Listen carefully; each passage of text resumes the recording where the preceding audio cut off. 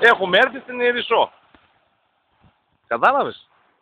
Και αυτός ο λαφροειδέστατος κάνει μπάνιο.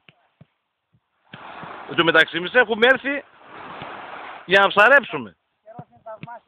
Κατάλαβες. Να τους. Ο λαφροκάνταρος, κοίτα.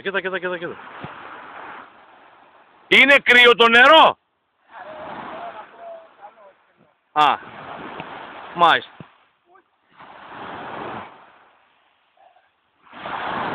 Για βάλ' το κεφάλι σου μέσα.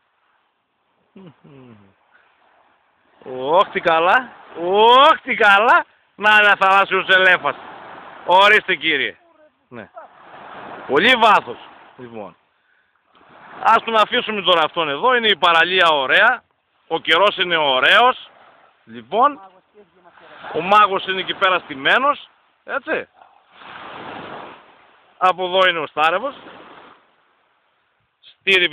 Στήριβη. Λοιπόν. Οι αρματοσχές μας είναι έτοιμες. Χάμεις.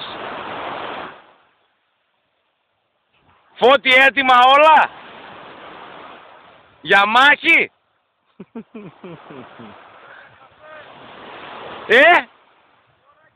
Ναι. Λοιπόν. Σταύρος ακόμα αγωνίζεται. Γίνεται χαμός. Δεν μπορεί να συντονιστεί. Έχει βρει ορισμένα πράγματα που λέει πότε τα έκανα εγώ αυτά. Ναι.